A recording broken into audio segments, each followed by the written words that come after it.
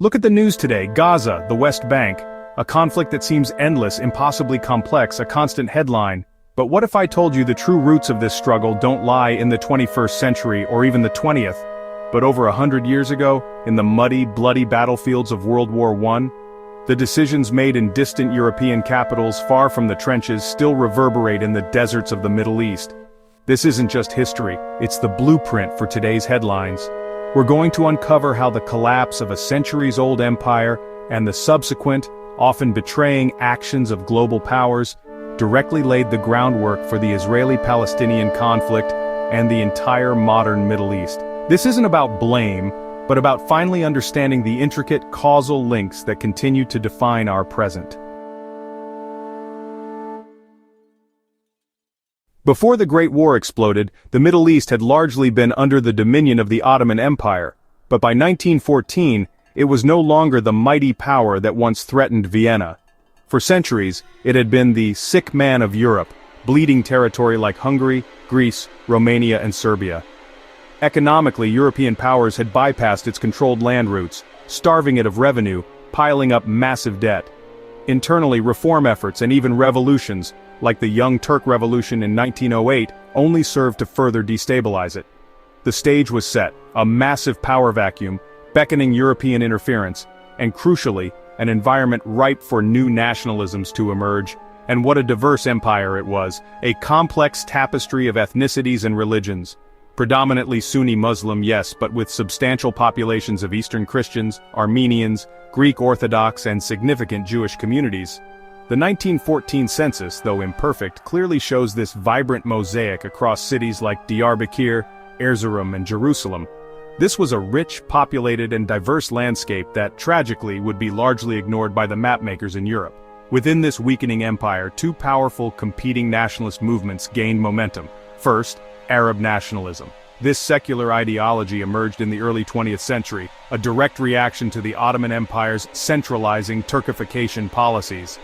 Educated Arabs in cities like Damascus and Beirut wanted to revive the glory of the Arab nation, to shake off Ottoman rule, emphasizing their shared language and history. The causal link is clear. Ottoman decline and oppressive policies directly ignited this desire for Arab self-determination. At the very same time, Zionism, an ethno-cultural nationalist movement, was gaining traction in late 19th century Europe.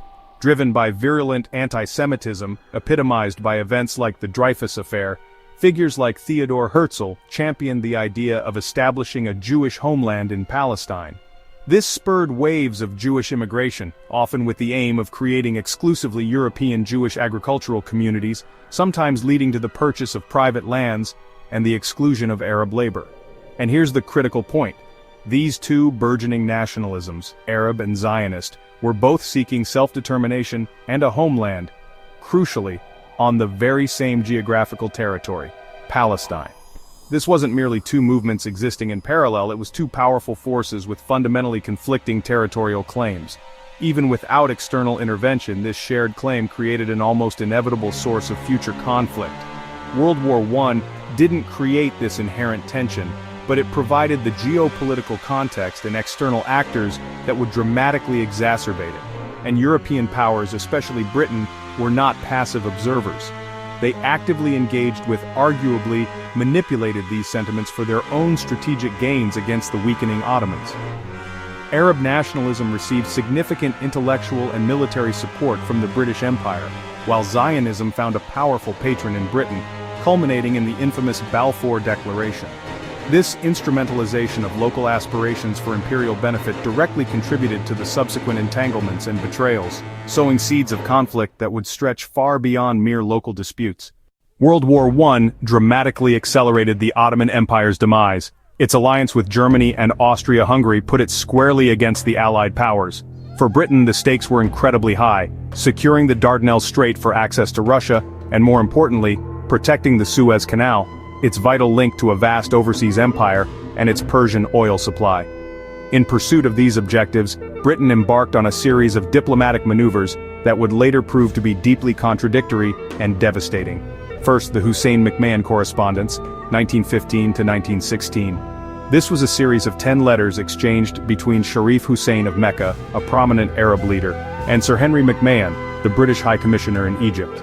In exchange for Arab support against the Ottomans, essentially a massive Arab revolt, Britain promised to support an independent Arab state in the Arab provinces of the Ottoman Empire. But here's the catch: the language regarding specific borders, especially concerning Palestine, was deliberately ambiguous. This allowed Britain to later claim Palestine was excluded from the promise.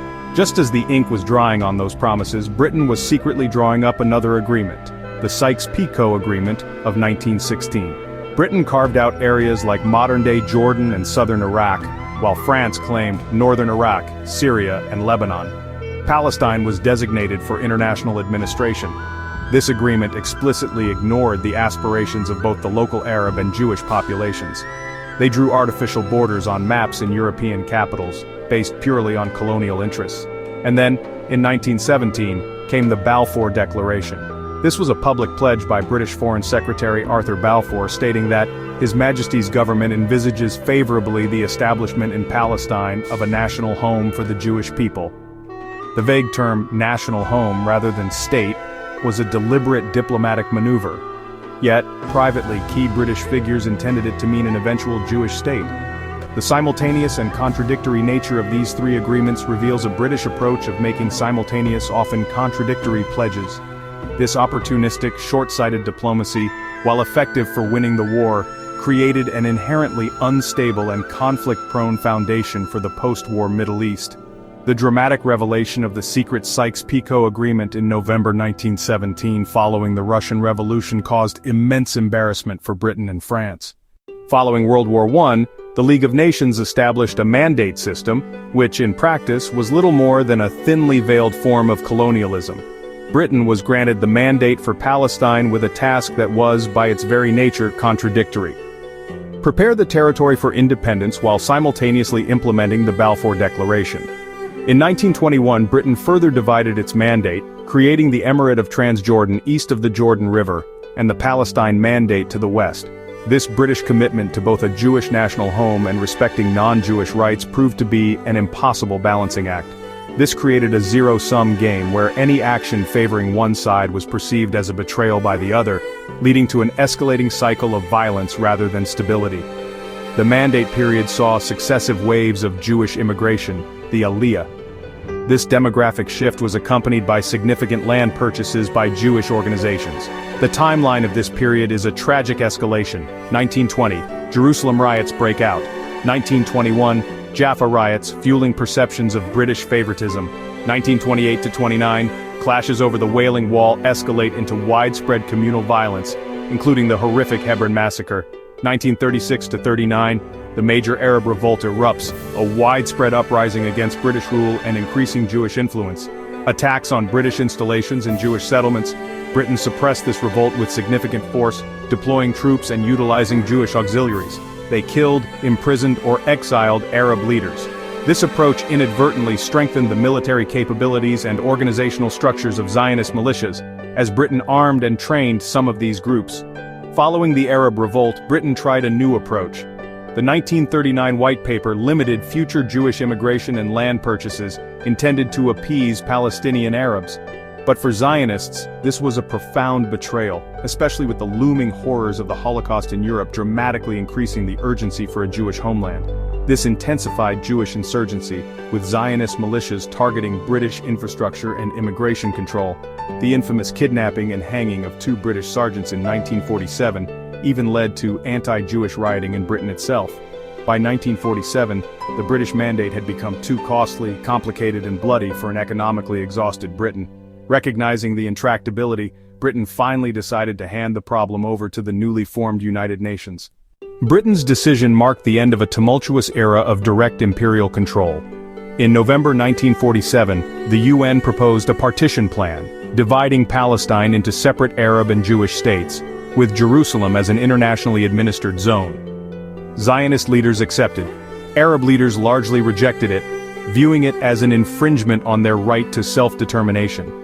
Immediately following Britain's withdrawal and Israel's declaration of independence in May 1948, the First Arab-Israeli War erupted. The Arab League intervened, and the conflict resulted in significant territorial changes, with Israel expanding beyond the UN-proposed borders. For Palestinians, this period is known as the Nagba, the catastrophe, as it led to the forced expulsion or flight of over 750,000 Palestinians from their homeland. The consequences of World War I and the British Mandate were not a one-time event that concluded in 1948. Instead, they initiated a self-perpetuating cycle of conflict. The artificial borders drawn by Sykes-Picot, the unresolved issue of Palestinian self-determination, and the deep-seated mistrust towards Western powers, a direct legacy of those contradictory wartime promises, continued to fuel regional rivalries, territorial disputes, and the ongoing Israeli-Palestinian conflict. This is a continuous feedback loop where past actions directly inform and exacerbate present tensions, making it an unfolding legacy, rather than a concluded historical chapter. Britain's withdrawal, while removing the external arbiter, did not resolve the issues it created. It simply left the deeply entrenched, conflicting nationalisms, Arab and Zionist, to confront each other directly. World War I and the subsequent Mandate transformed a region under Ottoman rule into a geopolitical tinderbox, and the British exit ignited it, shifting the primary responsibility for the conflict to the local actors, albeit within a framework fundamentally designed by the former imperial powers. Understanding these roots is not about finding simple answers, but about appreciating the profound, century-long ripple effects of decisions made in a world war. It's about recognizing that some shadows truly do stretch for 100 years. If this deep dive helped you understand more about the Middle East, please give this video a like and consider subscribing to History Distilled for more untold stories that shape our world.